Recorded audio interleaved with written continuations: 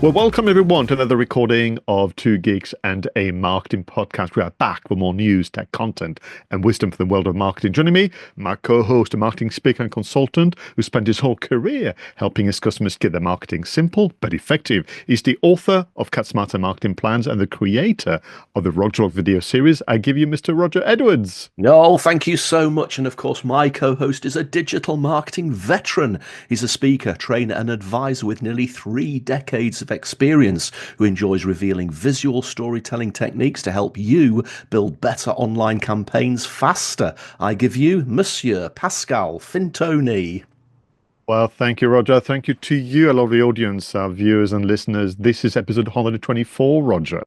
Absolutely. 124. Now, we're not doing as many episodes as we have done in the past because obviously we started the show during the pandemic when we had quite a lot of time on our hands. And I think things have got a little bit busier for us now. So we are effectively doing the full magazine show once a month and a live catch-up show every month as well. So you're still seeing us every couple of weeks. Oh, for sure. And listen, if you miss us, and what wouldn't you? You can keep up with Roger's adventures on YouTube with your amazing, Roger Log channel. I'm getting quite busy on LinkedIn. I've introduced also my new AI assistant. So I do a bit of a comedic type of posting at the weekend. So, we're here to keep you informed. We're here to inspire you. We know that it can be a little lonely sometimes to do the marketing bit, whether that's your full-time occupation or part of the many plates that are spinning. But also, we were discussing in the green room, Roger, that things are still a little odd out there in the world. So we're going to also commit to making this as lighthearted and entertaining as possible. Absolutely, yeah. There's too much weird stuff happening in the world. Focus on us. We'll keep it simple, as we always do. We'll try and keep it fun. And when we talk about marketing, we talk about films. It has to be fun, doesn't it, Pascal? Well, for sure. So we're going to go through our usual segments. So in the news, expect some interesting news, and I'm going to get Roger to react to it. In the content spotlight, we have number 5 and number 4. I'll leave it as this, but to kind of go through, of course, I always look forward to a little trip down memory lane with This Week in History. We've got some tech for you to kind of play with and try out so that you can improve your content creation effort and strategy. And we've complete with film marketing. Now, confession time, Roger. I was kind of thinking, maybe this time, as a treat to myself, I am not going to read the film marketing segment because it was your time, your kind of your turn to select the movie. But I kind of saw it. I saw the title. But all is well because your selection, I have not seen it at all. Well, in fairness, it's only recently been released. I think it was only released on the 25th of March. So it just happens to be that we watched it last weekend, and I was quite taken with the film, and we'll obviously discuss why later in the show. But what really surprised me when I delved into the marketing is that there's hardly been any marketing at all. And I'm absolutely flabbergasted how what I consider to be a really good film was effectively launched with little or no marketing whatsoever. And there are so many opportunities that they could have tapped into, which we'll discuss later. Oh, just can't wait. So on the strength of your kind of discussion and findings, you may be what is called nowadays, I don't like the term, but you could become a movie influencer. How's that? Let's see. Let's begin, everyone, with our first segment, In the News.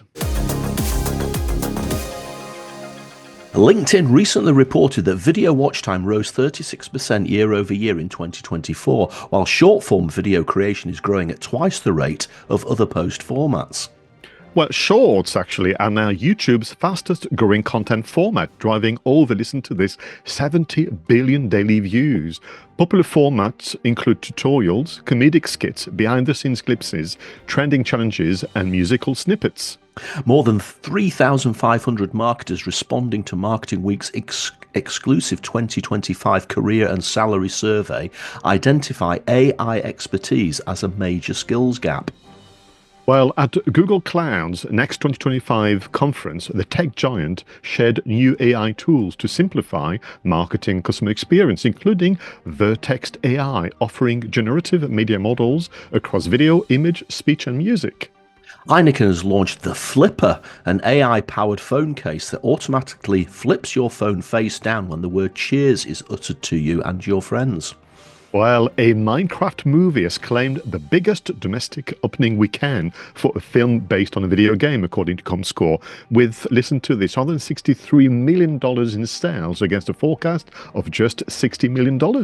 Wow. The London Eye celebrates its 25th anniversary with a year-long campaign titled The World's Most Iconic Ride, featuring archived footage from both locals and visitors. Finally, a Universal theme park is set to open in 2031 in Bedfordshire, UK. It will be the first Universal branded theme park in a resort in Europe and is expected to become the UK's most popular visitor attraction. Ah, fantastic. Wow, shall we start with that then? So, have you been on the London Eye, in fact, Roger? Oh, I have been on the London Eye, but it's probably about 20 years ago since I went on it. Took Trisha and our son Andrew on it when he was still quite young. And it's a great experience, you know, and it goes really nice and slow. So even if you feel a little bit uncomfortable with heights, it's not a major thrill ride. You're enclosed within this sort of bubble capsule, and it goes quite slowly. And the views from the top are really quite impressive.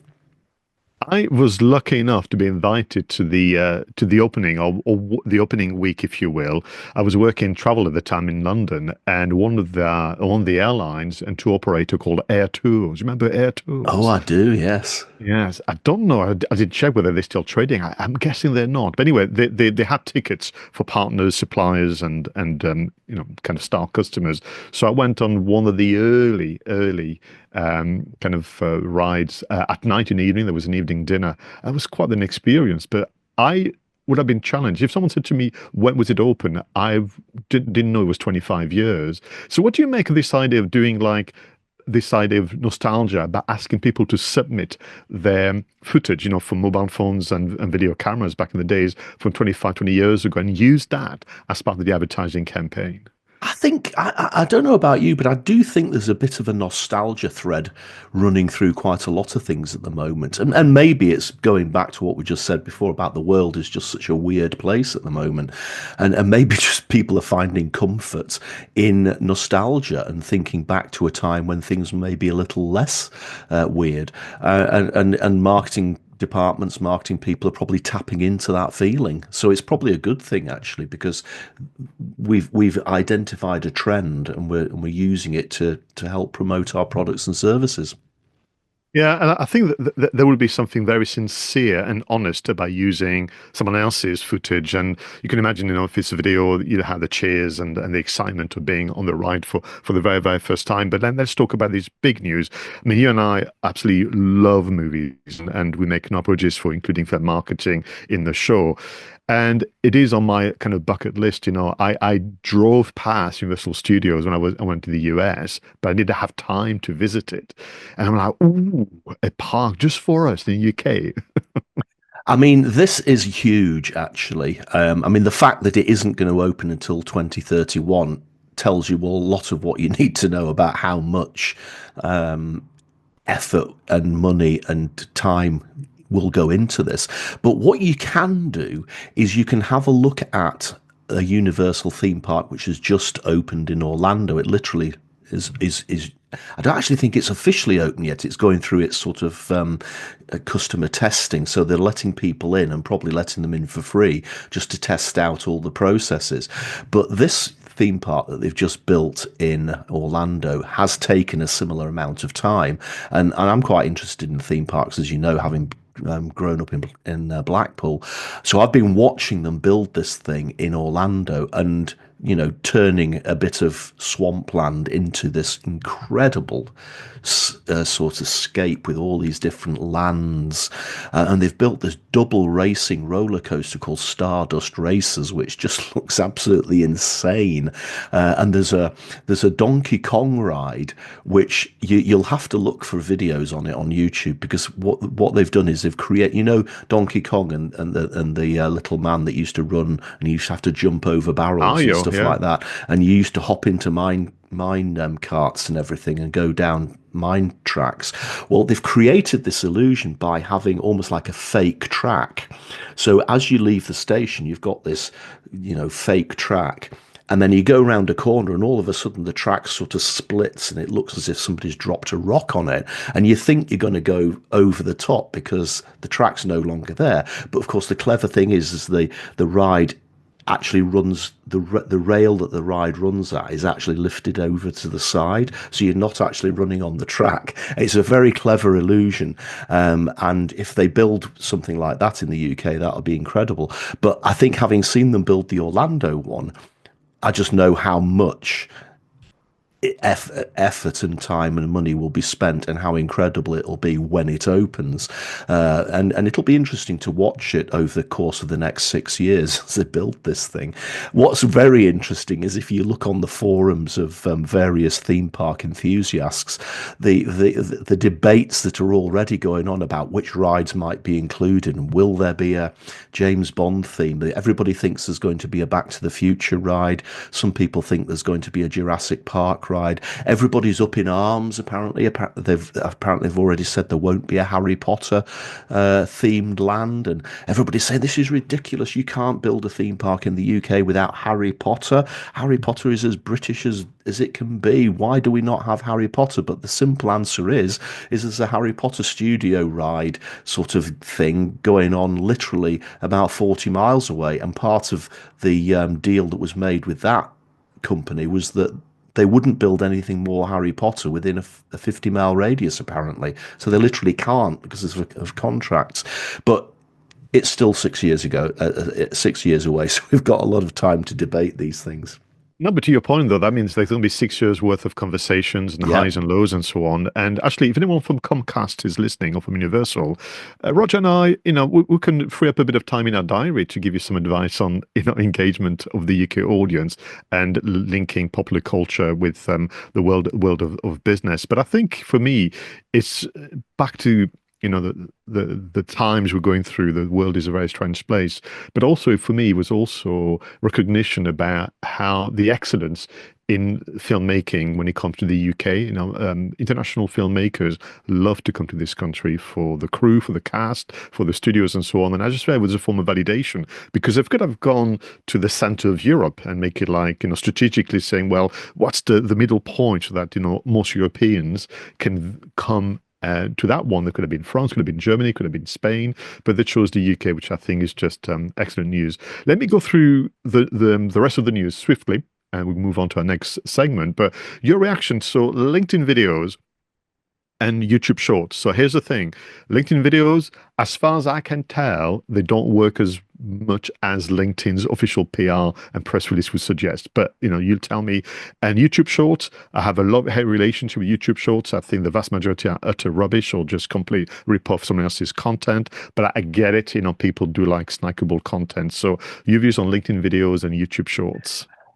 Well, first thing is, I know that LinkedIn are saying that vertical video is taking off on LinkedIn, but I don't know whether I'm behind the rollout. But I haven't worked out a way within LinkedIn to actually film a vertical video. I still have to film the video separately and then upload it to LinkedIn. I can't actually film it like you could film a short or you could film an Instagram story. So I don't know whether that's being rolled out and I just haven't been rolled out to yet. I still find LinkedIn's algorithm utterly perplexing, Pascal.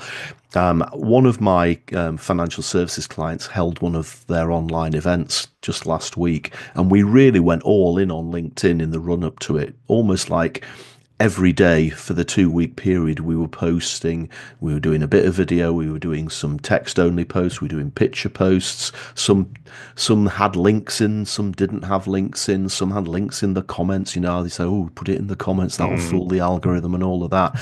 And honestly, the results were pretty poor. A couple of the posts did well, but most of them complete and utter crickets, nothing at all. And then you'll see somebody goes and posts a picture of a cat, and themselves having a cuddle in the garden, and they get millions of likes and millions of views, which unfortunately perpetuates this image that a lot of people have these days, that actually LinkedIn is just going the way of Facebook and it's not a professional platform anymore. And my experience tends to back that up. You do something business-like, you do something, to focus on a specific topic or a specific event, and they don't show you to anybody. You put something fun and irreverent up, and they broadcast it to everybody. Maybe that's the direction they want to take.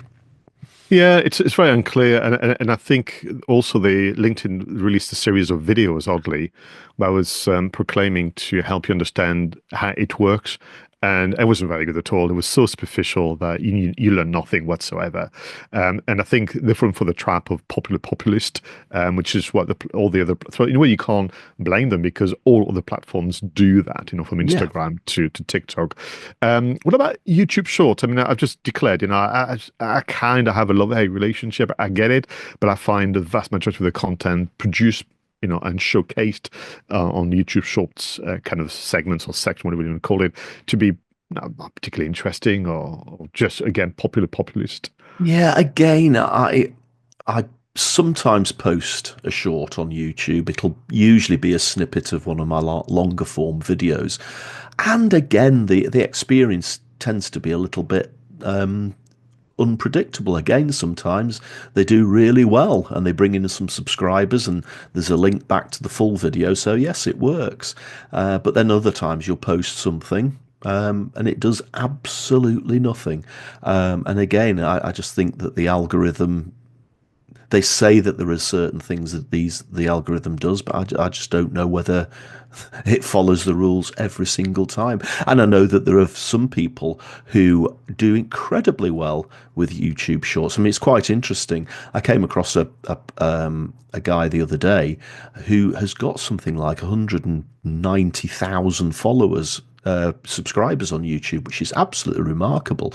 And yet he's only, if you look at his summary, he's only got about 22 videos. And I thought, well, that's a bit weird. His videos must be unbelievably good if you can get 190,000 subscribers with only doing 21 videos, unless, of course, he's buying those subscribers. But then when you actually look into his profile a little bit more, he's been posting loads of shorts, like 2 shorts a day for the last 3 or 4 years. And all of his subscribers have come from the shorts. And so he's probably what you would describe as a shorts YouTuber, as opposed to a long form video YouTube, which I guess I am. And so it just shows that different people have different ways of tending to their audiences, I guess. But then, therefore, your warning is exactly that. Just because the headline, from YouTube or from LinkedIn suggests there's a particular trend, just consider your audience, consider what you enjoy doing, consider what's worked to date, and don't necessarily jump on that bandwagon. And then, in a way, that's why I wanted to kind of have a bit of a warning as well around this headline for Marketing Week's, their salary survey, and they identify AI expertise as the major skills gap. And I've been very, very busy with AI for digital marketing for the past year and a half now, and I know this is a headline, so I'm being very unkind to Marketing Week, but I don't believe that you could say there is such a thing as AI expertise 2.5 years after the launch of ChatGPT. Yeah. And I don't think, actually, if you wanted to really be strict with yourselves, you could claim there's such a thing as an AI skill. There is a marketing skill that allows you to deploy AI tactics and techniques. There is a strategic, mindset that you can be skilled in marketing strategy, you can be skilled in content creation, you can be skilled in outreach campaign. These are the skills. And then you've got the tool of the time called AI and the things. So I just want to make sure that employers, team leaders, senior managers, and so on, don't get wrapped up in, I must have AI skills or I must do all these. You have the skills, everyone. It's just using the tools of the time to be more productive, more creative, and so on. So to kind of make sure people know that, because by the time we all have access to Google's and Microsoft AI tools, it will still need you to be skilled at something to use the tool. But very quickly then, let me ask you about Heineken and the flipper. I watched the video. And it was I thought genuinely actually that this was a April Fool's thing, but it was actually released last week, so it's not 1st of April PR stunt. It's a real thing where you can put the case on your phone, and if you say cheers, like a little mechanical arm flips the phone over and literally says, "Spend time with your mates and don't look at social media." It's quite funny, isn't it? I'm sure I've seen something similar. Did we not talk about something similar a while back where it was another drinks brand? I'm pretty sure it wasn't Heineken. It was. I have it in my head that there was something blue going on in the background. So that blue, does blue ring any bells with anybody? And it did a similar sort of thing. It turned your phone off or something like that if you were in a certain environment, or if you clicked a certain barcode. But again, it's a bit like the nostalgia thing, isn't it? I think there are certain parts of the population who are just getting to the stage now where they're getting phone overload, smartphone overload, social media overload, and they're reconnecting with real people and reconnecting in traditional places like pubs, and it's a very clever thing to tap into that feeling and to use it in your marketing, I think. So it's a very fun idea, and I think it just fits the mood of the times. It fits with the time, and it fits what Heineken's values and mission, which is to be, a product that you use for social events. And I think that it makes you smile, it makes people talk about it, and I think it's very, very clever. And very, very quickly, whilst we've gone through all the news items, so a Minecraft movie. I mean, I will not go and see a Minecraft movie, but I can, be pleased for them, and also seeing the link between a video game property or IP that becomes a movie that becomes successful, and more successful than Super Mario Brothers as well. It's kind of interesting, isn't it, how things are saying the boundaries are being blurred. Indeed. I mean, again, I'm a bit like you. I've never really understood Minecraft. My son Andrew would play it for hours and hours and hours and hours, and yet when you actually look at it, it looks quite primitive, doesn't it? It looks like a game from the 80s, but it's obviously incredibly popular. But if I don't understand the game itself, I'm genuinely don't really think I want to go and see a movie about it. But it's for a different audience, and good luck to them, and revenue for the movie industry, which is absolutely perfect. Thank you so much, Ashley. We went through all the news instead of just a selection on this occasion for our audio and video magazine. We're going to slow things down a fraction with our next segment, Content Spotlights. Now, in this segment of the show, we choose a piece of content. Could be a podcast, could be an article, could be an infographic, something that helps us reflect what it means to be a marketer in today's economy. And Roger, I've just looked at the title. I'm super intrigued. What is your selection? Okay, this is an article in Inc. or on Inc. magazine's website. It's called 5 Strategies to Make Your Brand Unforgettable in a Saturated Market. And it's written by John Hall. Now, this is a bit of a marketing 101 article. It's a little bit back to basics, but it sort of links from the comments you were making about AI, because I'm similarly getting annoyed by this whole thing of people have to have AI expertise. And you're absolutely right in the way that you said that. Marketing is still marketing. You still have to understand the customer. You still have to understand the need that you're fulfilling for that customer. You still have to build a product or a service to fulfill that need.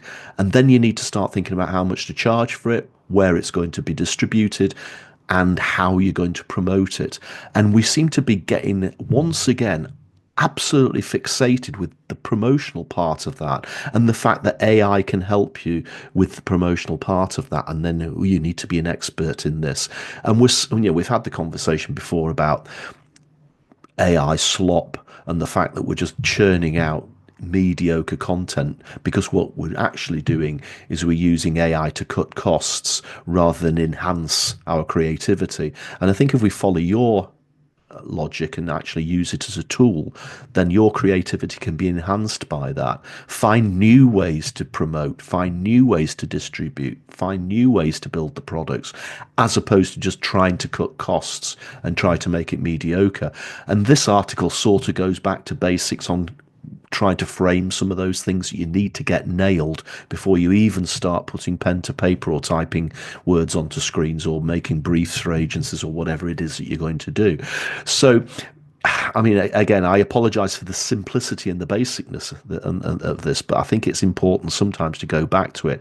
So the first one that this article says you need to do is to identify a unique selling proposition. And if truth be told, number one is the reason I'm talking about this article, because I've had this conversation with a few clients in the financial services industry recently, and one of the things that really stands out is that people seem to be happy to do something that's almost exactly the same as everybody else does. So, I'll get a customer comes along to me and says, can you help us put together a marketing strategy to launch this product? And then I'll start to say, well, how does your product stand out? And that's the moment when it's pretty much exactly the same as all the others in the market. And there's almost a fear of doing something different. It's almost as if, well, if we do the same as everybody else, we'll be okay. Whereas if we do something completely different, we might fail. And how can you launch into a market and expect anybody to buy if you're exactly the same as everybody else? So this one is very, very interesting and very, very important. My view is, again, understand the customer, develop that deep, almost obsessive understanding of the customer. Find the thing that can make you stand out. But we are living in a world where everybody effectively builds the same thing. I mean, I use this example in the conversation with this CEO that, it's 25 years ago since a Greek guy called Stelios decided to paint a phone number on the side of a Boeing 737 and start an airline called EasyJet. And he did it all about cheap flights and, no frills. And the other airlines like British Airways and Lufthansa and Air France all threw their hands up in horror, saying, oh, we give people meals and we've got big seats and blah, blah, blah.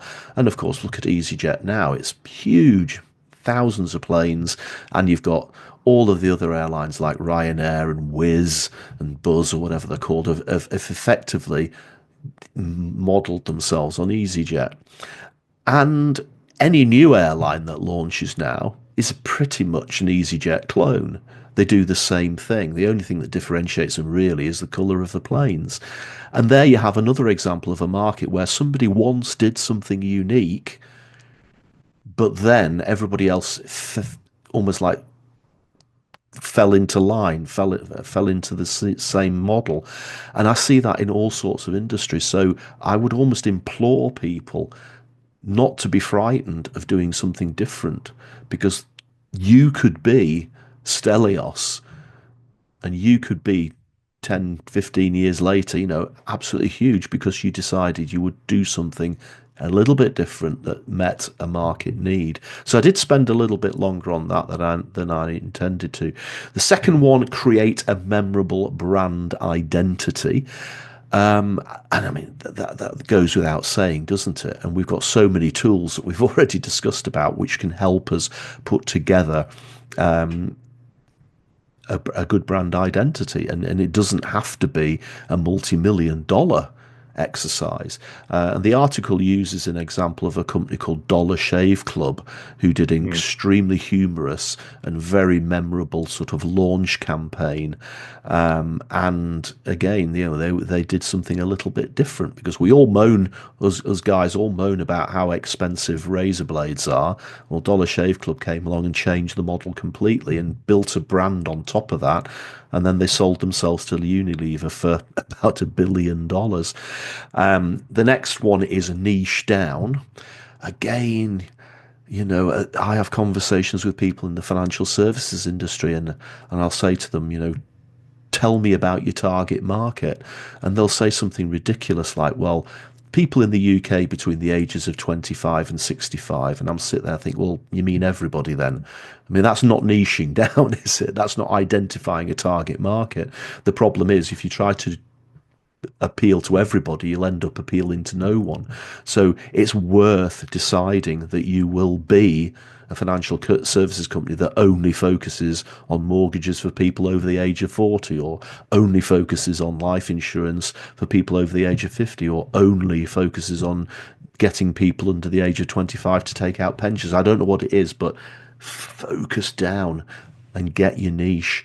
And again, the article uses a lot of these examples are from America, but showed how a specific law firm focused on a specific type of family law, which is quite interesting. Number 4, leverage influencer relationships. Now, you and I have had lots of conversations on this show about influencers, and I think there's good and there's bad out there, but you can work with some quite useful people. I think the key is to identify the right ones. And then number 5, this is possibly the second most important one: deliver superior service. I think another of the trends that is definitely going on in the world now, especially since the pandemic, is that I just think that service that we get in restaurants, in hotels, from companies, whether it's online or in person, is just not as good as it was. And I think maybe they lost a lot of people during the pandemic. They didn't rehire them. They're seeing if they can get away with it without having to rehire people, trying to see how mediocre their service can be.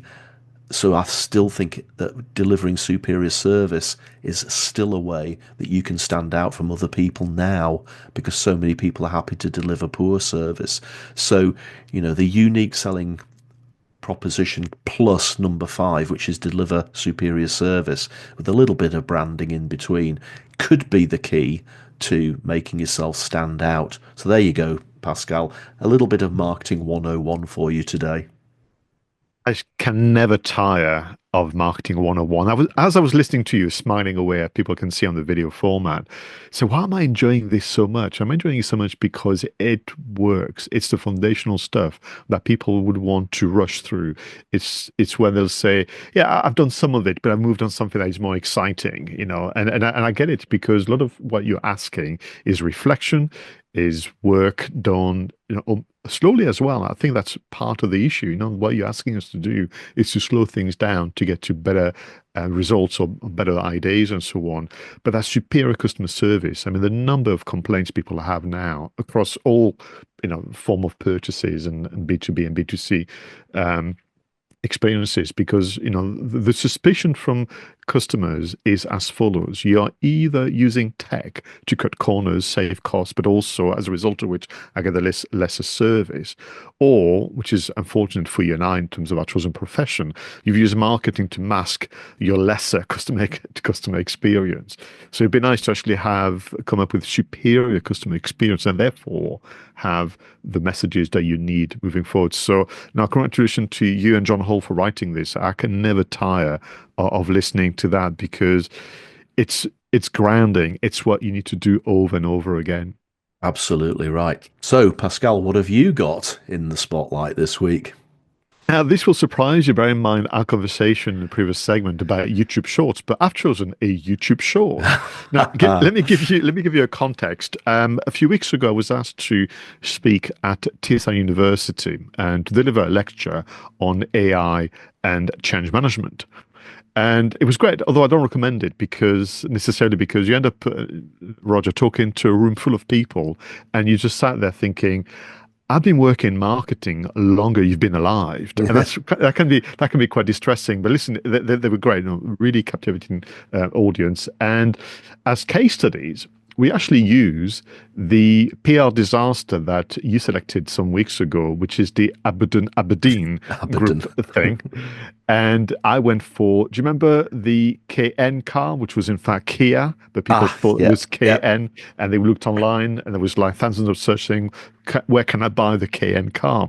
So the whole premise was essentially change management AI, and the question was, can you predict change, and how do you manage change, and so on. And I wanted to kind of punctuate my presentation with some media content video, and I was looking for a short video. So I went on YouTube, In the filters, I said I wanted it to be less than, I think, a minute, and I wanted something super short. I got a YouTube short, and this YouTube short is from a presentation by a gentleman called Dr. John C. Maxwell, or John Calvin Maxwell. And it's not someone that I've come across, I don't think. He's an American author, speaker, and he specializes in leadership. He's written books like, The Indispensable Qualities of a Leader, The Laws of Leadership, and so on. And the snippets was him giving a quick overview of, this is a title, 4 Reasons People Change.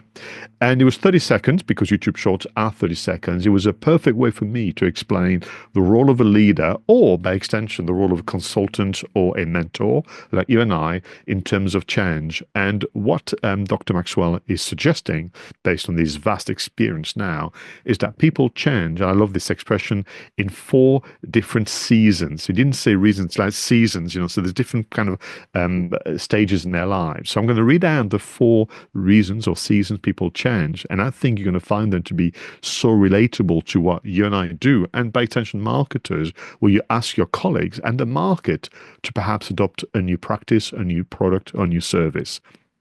So here we go. Number 1, people change when they hurt enough they have to. Number 2, people change when they see enough they are inspired to. Number 3, people change when they learn enough that they want to. And finally, people change when they receive enough they are able to.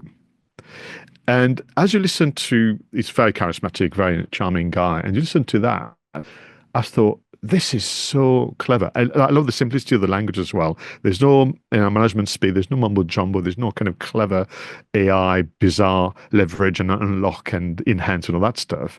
But people change when they hurt enough they have to. When they see enough, they are inspired to. When they learn enough, they want to. When they receive enough, they are able to. And I was thinking, you just summarized my career in 4 sentences. This is absolute genius. So that was part of the presentation on AI and change management, but it's been on the back of my mind to bring this to the fore for our users and listeners, and also to you. I mean, that is good. And those 4 sentences that you've just said, you could build marketing campaigns around those, couldn't you? If you've developed a product, here's 4 ways that you can tap into getting people to buy that product, and you just substitute the word change for buy. So instead of inspiring somebody to change, you're inspiring somebody to buy. But those 4 methods would work if you created a campaign around it. And I love that. I mean, it was a YouTube short, so I imagine that all of the said there had to be discussed in less than a minute, which is fantastic. So I think that what we should be doing is writing those 4 sentences down and pinning them up, near our screens and remembering them at all times, because that is real powerful stuff. What I like about it is that they are linked, because this could be the customer journey. In marketing and sometimes in sales parlance, people will use what's the pain point, which is always tricky, I think, for an audience who's not familiar with it. But that's the idea. Where's the discomfort? What's the friction? What's the annoyance?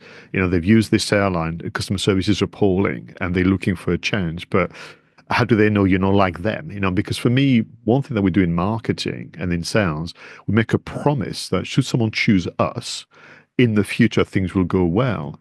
But of course, in the back of their heads, Roger, they can give you stories after stories of people like them who've been led down by brands like this one, or they've been, they've had a direct consequence of a product or service that's been kind of not particularly well thought out. So I just thought it was just so inspiring and so clever, but also made me smile, because I said, well, without necessarily using those words, that's what you and I do when we want people to change the way they do something, or to adopt a different way of promoting their business and their services.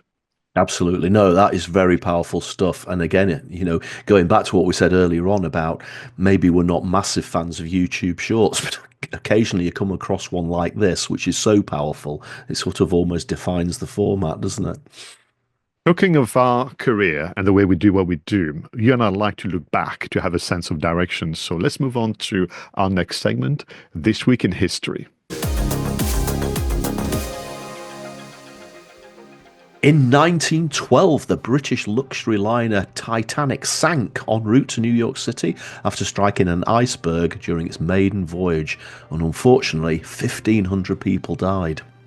Well, in 1926, Robertson Aircraft, one of the companies that later became American Airlines, flew its first mail route between Chicago and St. Louis, Missouri, with a certain Charles A. Lindbergh as the pilot.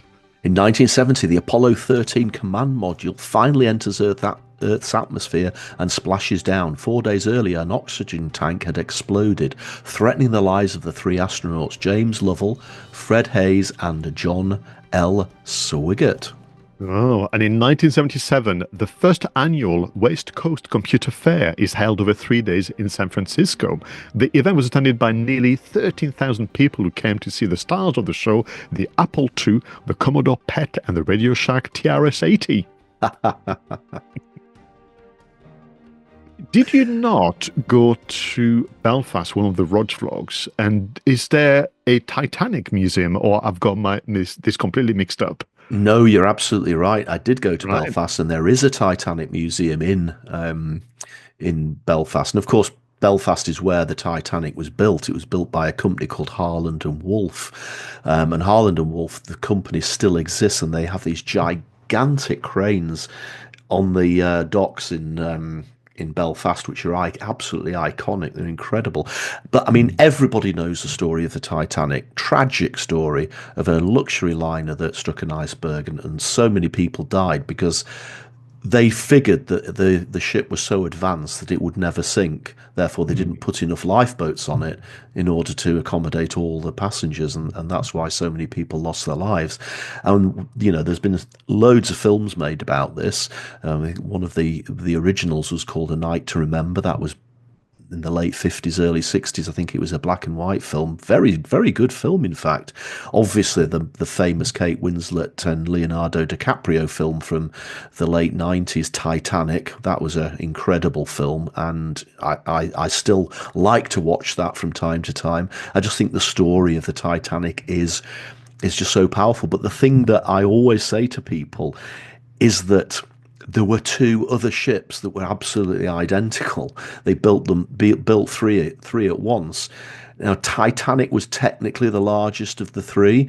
I think it was only by a matter of feet, but they were identical. There was also a ship called the Olympic, and there was another ship called the Britannic, and all 3 of them had the 4 what do you call them, funnels, which were so iconic, and all 3 of them were kitted out in the same manner and the same luxury.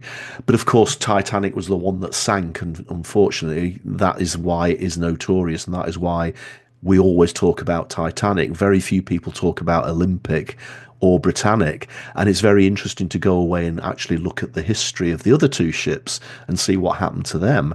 Now, sadly, Britannic also ended in disaster. It was turned into a hospital ship during World War I, and unfortunately it was sunk. But Olympic carried on being an ocean liner all the way up until the early 1930s.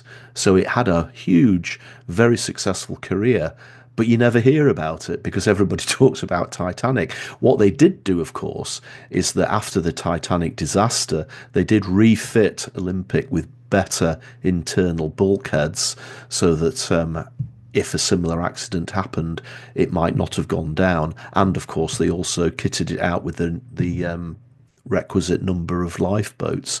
But to all intents and purposes, Olympic was just as luxurious. In fact, the interior still had a Café de Paris. It still had the grand staircase. It still had the smoking room for the gents.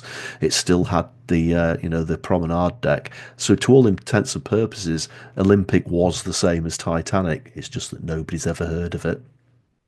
I know, and in a way, there's a parallel with Apollo 13. Everybody knows about it in some fashion, but they forget about what happens before and after. Mhm. But it must have been really quite something where you had the success of the 1969 space expedition, if we call it that, to the moon. And then, a year later, you're going to go, well, let's go back. We're good at this. And then you have this disaster, which has been captured in so many different ways in books and movies as well. In fact, it's on my watch list, I'm pretty sure, on one of the streaming services. But I wanted to kind of go back to the computer fair, because I have to tell you, my memory of computer fairs in France are truly joyous moments. Now, we didn't have probably the wealth and the kind of venues in San Francisco. They usually were sports centers or community centers and that kind of things. But the sharing of essentially what we were discovering. So, we already had their favorite. Could have been a Commodore, could have been, we had the 𝗓𝗵𝗲 48K, we went all in. And you were discovering how to use those personal computers. You were discovering how to do things. And the sharing of those discoveries and practices is something that I think people should go back to, particularly in the era of AI, where we are all discovering at the same time. But for me, it's this idea of organizing. They were done by volunteers, and they were not professionals necessarily. But then if you were big enough, you could invite the big brands. So I can imagine that when they managed to secure the people from Apple, from Commodore, and from Radio Shack to come and show their latest computers. And for our younger viewers and listeners, we're talking about the kind of computers it would take you a small truck to bring into the venues, the kind of laptops you have. But do you have memories of those kind of similar events taking place in the UK? Don't specifically remember any events. I certainly didn't go to any. Maybe it was geographically, I was in the wrong place living in Blackpool at the time. It's probably not the sort of place that held computer fairs. It was all more about comedians and shows and stuff for tourists. But I do remember some of those early computers. I have very fond memories of the Commodore PET. They just looked so cool. I mean, they were this almost like complete unit with a little TV screen built into it, and it sat on the desk, and it just looked really futuristic. And a friend of mine had one, and I was so trying to convince my mum and dad to get one, and I wanted the one that had 8K of memory, because that was the best. I mean, can you imagine that 8K of memory it had? That's just K, not megabytes, not gigabytes, just K. And that was incredible. But my mum and dad said they were far too expensive, and at the time they were. Another friend had a TRS-80, and I have a specific memory. He phoned me up to say that his dad had just bought him Space Invaders for the TRS-80. And it was one of those that you had to load with a cassette tape. And I ran round to his house on a Saturday afternoon and we played Space Invaders pretty much all day on this TRS-80. But the thing was, this is the memory, it must have been the day of a Wimbledon men's final. And it was Borg against McEnroe, the first time Borg played McEnroe, and Borg beat McEnroe the first time. So I haven't looked it up. So that must make it 78 or 79, I think, that match took place. So I was playing Space Invaders, and in the background I could just hear, "You cannot be serious," and all of that stuff coming out of the television, and all these cheers and everything. And of course, eventually Borg did win. I think it was a 5-setter, and it went on for about 5 hours. It was a great match. So we were sort of, obviously, he would play Space Invaders for a game, and I'd watch the tennis, and then I'd have a game, and he'd watch the tennis, and we alternated all afternoon until Borg won that match. But those are my memories, as opposed to the computer fairs themselves. Yeah, I mean, literally, those computer fair organizers had fanzines, they were redoing it. I mean, we're talking about the days of having to do things manually by using a typewriter and getting it scanned and so on. So we had the 𝗓𝗵𝗲 48K, because our neighbor got the 32K, and I could see he was very envious, because we could play bigger games. And one of the games that we had was The Hobbit. So we had the keyboard. I think you could plug the keyboard via, to a normal TV, and we had the cassette player. And honestly, people were thinking, what are they talking about? But that's what you had to do. And because The Hobbit was such a big game, you had to literally let the cassette play for about 45 minutes before you could load part one of the game. And then you go as far as, maybe, people who know the story, to the Moria, and say, well done, you now please flip the cassette the other way. You need to load a part 2 of your game, and so you'll be playing those games, which is mostly text based. In those days, go north or pick up sword. This is where the instructions that you had. But I think for me, it's back to this idea of the sharing, the sense of wonder and excitement, which I think people perhaps should connect back to. Great memories there, Pascal. No, absolutely. As we say every time, we owe so much of those pioneers and visionaries of the distant and recent past, but that helps us then take advantage of more recent form of technology. Let's move on to our next segment, marketing, tech, and apps. So, Roger, what have you chosen to make life easier as a marketer and content creator? Okay, this is a bit of an update, actually, Pascal. We have talked about this before, but it's a year ago, and I wanted to bring everybody up to date. So, literally 2 days ago, I deleted from my computer, I uninstalled Adobe Premiere Pro, which I've been using to edit my Rogerlog videos for the last 5 years. Now, a year ago, I actually downgraded from the full Adobe suite, which also includes Audacity for audio editing. It also includes Photoshop and After Effects for special effects. Now, I downgraded from that a year ago, so I just had Premiere Pro. And the reason for that was twofold. First of all, the Adobe suite is incredibly expensive, and I did have a discount for a few years, but they wouldn't give me a discount again, and it was just far too expensive for the amount of time I was using everything other than Premiere Pro. So I decided to downgrade, but I gave myself that extra year to effectively wean myself off Premiere Pro and start using an alternative video editor called DaVinci Resolve. And I've achieved that. And in fact, I think that the last 15 videos that I've done have now been edited completely in DaVinci Resolve. And bye-bye Adobe, I'm afraid. But I just wanted to bring you up to date. So, as a replacement for Premiere Pro, DaVinci Resolve is just astonishingly good. It takes a little bit of time to get used to some of the basics, like the keyboard to cut the video and to ripple delete is different. Now, you can mess around with the keyboard shortcuts and make them the same as Premiere Pro, but it's a bit fiddly. But some of the AI orientated editing, like it has a thing called a magic mask, which is effectively the same as a green screen, except you don't need to have a green screen there it will basically cut you out and replace the background. And you can honestly, you've seen a video I've done, you can hardly tell the difference. And the video editing is just so intuitive. It also includes quite a lot of the things that you would also have in After Effects from Adobe as well. And the DaVinci Resolve platform is a one-off cost, so you don't have to pay a lot of money a month to use it. Now, they have just released the beta. I refuse to say beta, by the way, the beta for DaVinci Resolve 20. So I'm on DaVinci Resolve 19. And some of the AI that they've built into that looks absolutely incredible. I can't wait to get my hands on that. I'm probably not going to download the beta version because I'm quite happy with what I've got so far. But it's an incredible piece of software.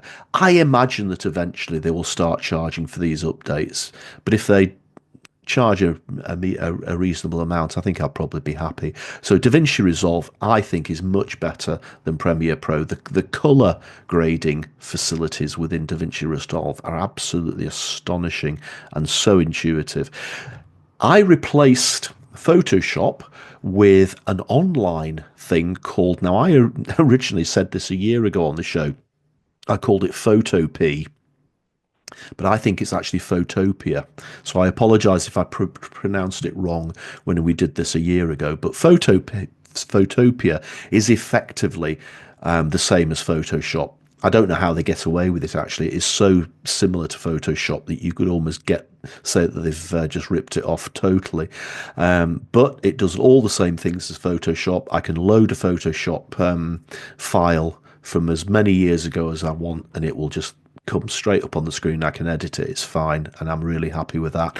And of course, we have been using Audacity as an alternative, a free alternative to Audition for many years to record Two Geeks and a Marketing podcast. So if you've fed up with Adobe, and let's face it, some of the Adobe programs are very glitchy. Even though you're paying through the nose for them, sometimes they crash so often you can literally tear your hair out if you had any. I think it's a really good idea to try and give them a bit of a signal and move away from them. So if you're a video editor, try DaVinci Resolve, Photopia instead of Photoshop, and Audacity instead of Audition. Nice, very nice. Good to hear that. I've seen the results, and you have to look for it. But when I look at the more recent Rog vlog, there's just that fraction of something superior about the video, the colors, the everything else. So yeah, I'm not surprised at all. But listen, you and I obviously build the show notes separately. We don't necessarily discuss it, but I've gone for video as well. Yes. And a bit of a theme, I've gone for vertical video. So for all, on occasion, I can be on the attack when it comes to vertical videos. I'm not fully dismissive. My view would be do something different, do something special, make it better than the competition. And one way to do that, to get some inspiration, is to look for templates. And the vertical videos could be for LinkedIn, for Instagram, and all the others. And I want to remind people that, I suppose all of us, we're creatures of habit. And you want to challenge yourself. So I would recommend all of you, I'm guessing, will have a Canva account. I would really encourage you to go back to Canva and actually study their library of vertical video templates, because it has moved on with the times. And oh my God, Roger, there were some really, really impressive vertical videos, but also there were some that were more about sharing a proper story, where the format would change, every 10, 15 seconds, and allow you actually to share multiple video clips as opposed to, the one-off talking heads that people do with captions. So Canva, I put the link in the show notes. I've done some lot of work to create some more recent, more contemporary templates for your reels, your stories, or LinkedIn messages. And even if you don't end up using the Canva templates, I think you're going to get a lot of inspiration about how to structure the story, how to engage people using the vertical format. So that's number one. Number two, perhaps actually you think that templates are the way to go for your business, going to help you save time, but you're not necessarily altogether happy with the templates on Canva, or you're worried that you may end up with the same template as somebody else and people will be able to tell. So actually a pal of mine suggested that I should look into Etsy.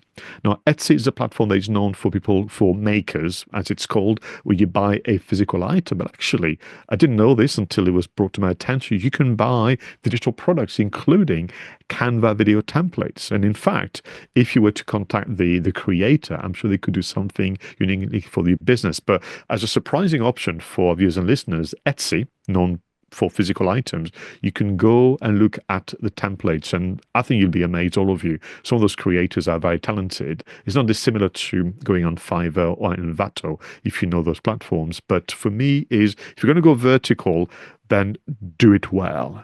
Make sure that your storytelling is obviously engaging, but do something that would surprise your audience using templates. Canva, you don't like what you see, or you're worried about ending up using somebody else's template, then go on Etsy and support a local digital maker. This is all good stuff, and in reality, you can pretty much do, if you're looking to do just images and graphics, Canva will pretty much do everything that Photopia and Photoshop can do as well. But you do obviously have the monthly fee to use it, but it's very, very reasonable. I think I only pay about $9 a month or something like that. So it's very, very good for what you get.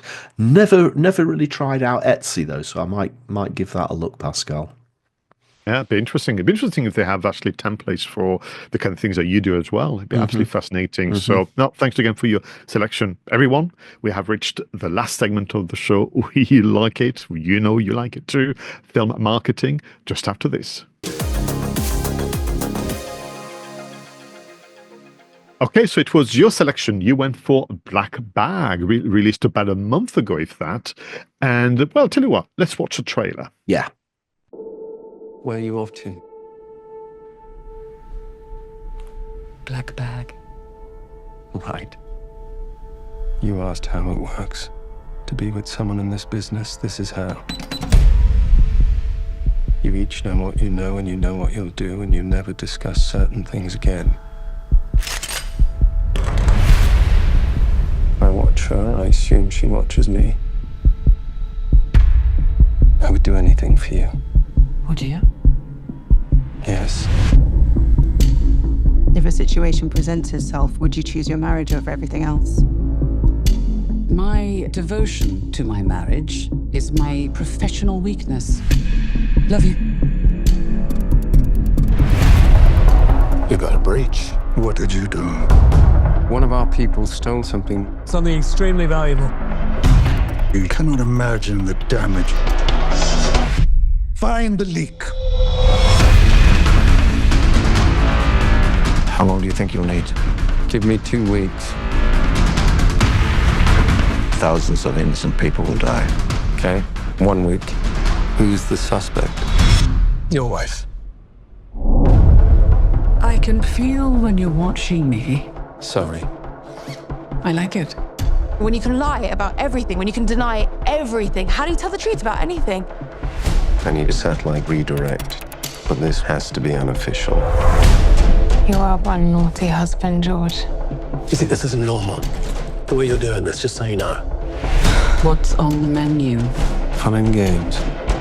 Is it true? No one can lie to you? I don't like liars. If it is Catherine, do you really think you can do it? I don't know. Maybe this is all your greatest game, George. It's a very dangerous line of work. I'll say.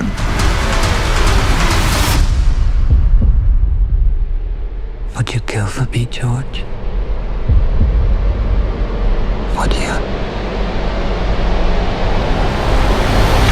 Okay, Pascal, so you've not seen this movie. I have. What did you think of the trailer?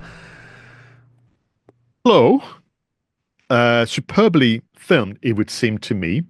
And I like the Britishness. I like, obviously, all of the actors. I mean, my goodness. It would be exciting to see them do their thing, you know, on the big screen. But yeah, sorry, you can tell that there's not a strong sense of excitement. And this is the first time I've seen this trailer. You know, this is the first time I've heard about this movie. And I can't wait to find a bit more about, you know, your own research and what's been happening. But I do like, you know, the concept, because I don't think that's been explored before in that manner. I mean, we had, you know, more comedies like, I think it was called Night and Day with Tom Cruise and, Cameron, I think, name escapes me suddenly, Mr. Smith. You know, so we had that kind of spy on spy, but done in a more comedic way. I know that the tagline for this is "It takes a spy to hunt a spy." So maybe what they've gone for is that kind of slow burn, kind of 50s, 60s spy, kind of dark thriller with almost like a mood and more of a noir style to it. But I'm not grabbed. Sorry, I'm not completely grabbed by the trailer. No, I mean, it's a great film. We really enjoyed this. The chemistry between Michael Fassbender and Cate Blanchett is just fabulous. They work so well together. You could genuinely believe that they were married in real life. The tension, the sexual tension, is actually quite real. But I guess the concept of the film is they're both spies. And when your entire life is effectively devoted to lying about what you do, then how can you actually trust somebody you're married to if everything you do is a lie? And it really just explores that relationship that these two people have. And of course, they are fiercely loyal to each other. And I guess the fact is they don't lie to each other. And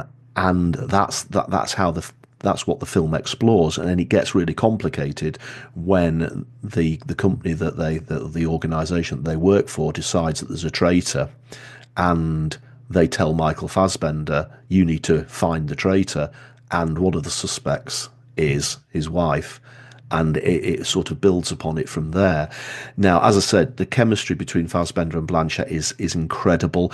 I was getting vibes of spy thrillers such as Tinker Tailor Soldier Spy. Films like, if you can remember the Harry Palmer movies from the 1960s with Michael Caine. It's a sort of James Bond-esque, but not action. It's more talking. It's more edge of the seat sort of tension. You know, there's not lots of car chases and violence and that sort of thing. It's all about the sort of the mind games that spies also play. So I was definitely getting those sort of vibes from it. From a production point of view, it is beautifully lit and astonishingly filmed. I mean, some of the lighting effects are just gorgeous, absolutely gorgeous.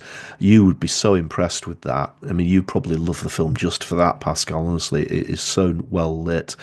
Pierce Brosnan is in it, which is quite interesting because that's a nice tie-in to James Bond again, I guess.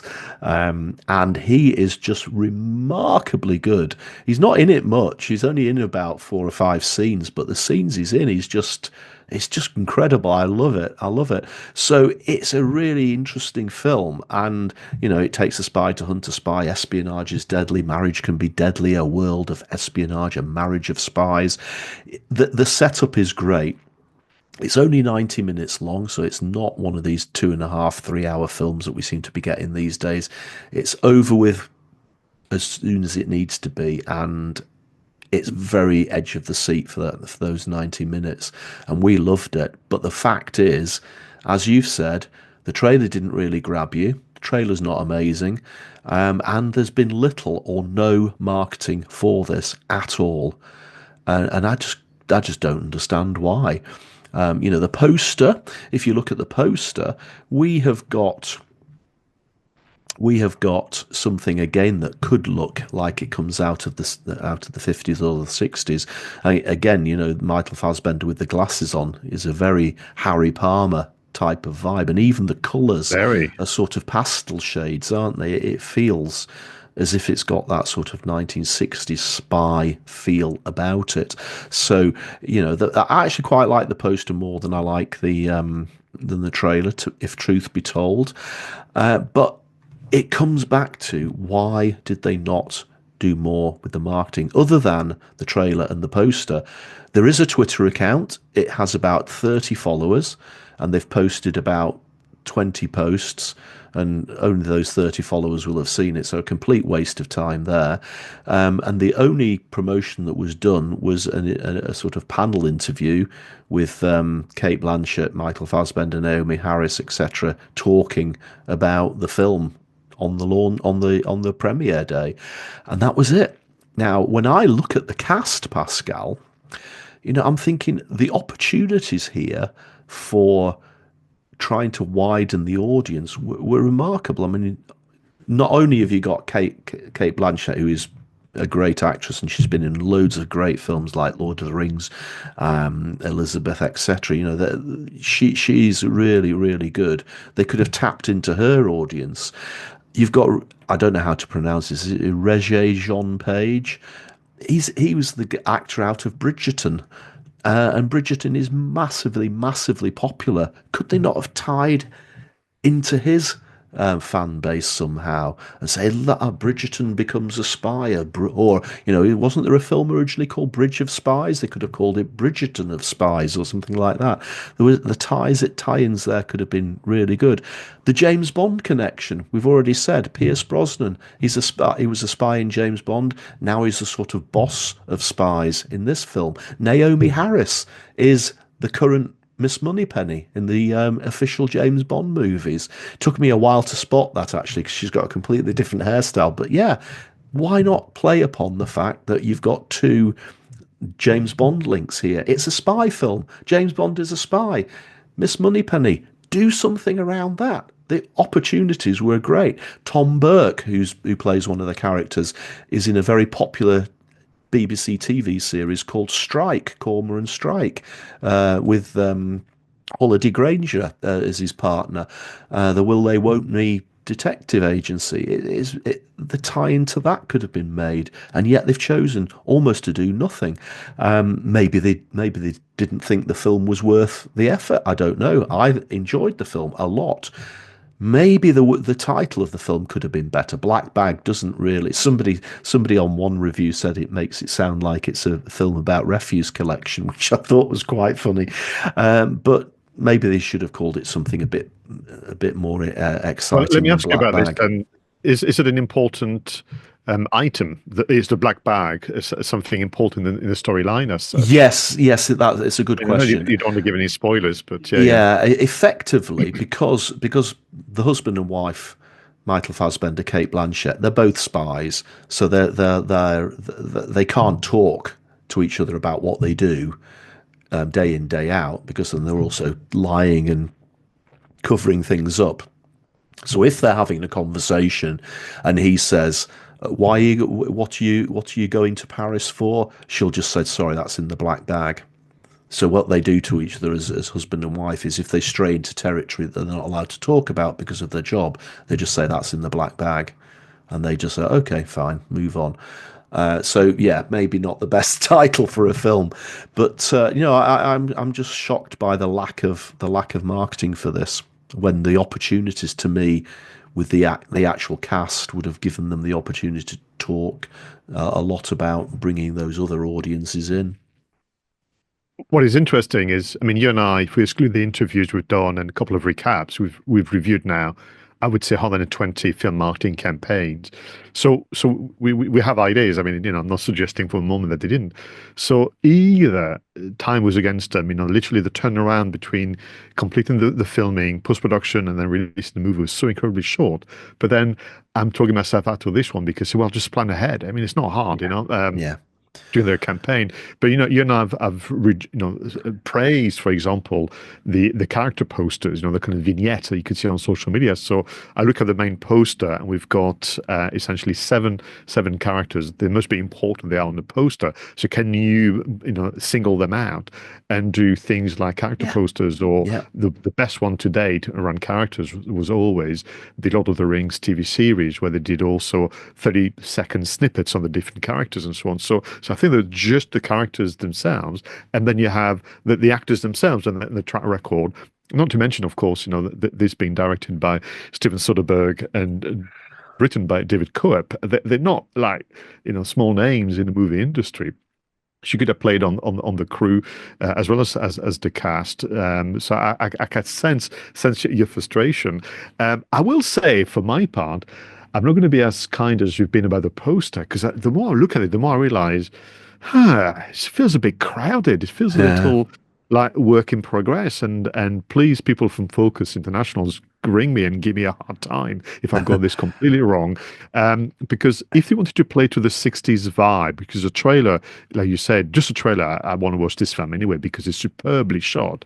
But you go all in with the 60s vibe in terms of the style of the trailer, but also the black bag photography. I think there's a missed opportunity here, because when you adopt some very clear, unique typography in the titling, you can play that into the character posters or the reshaping and repurposing, or the reviews and so on. So for me, it's a bit like, did they not, to your point, think they would release it so early, or was it meant for streaming? And then they kind of, let's quickly get it out to the cinemas because March is quiet. And listen, I have no idea, what went on in that marketing meeting and beyond.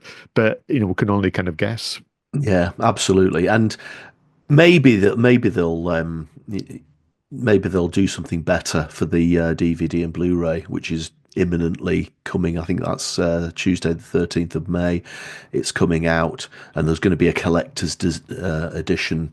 So maybe they'll put a little bit more effort into the marketing of the Blu-ray and the DVD. Yeah. But great film, crap marketing. No, but there's almost like a de facto marketing pack now for movies. I've studied them, entering. It's taking place in the UK as well, so I'm wondering, could they have played to the locations?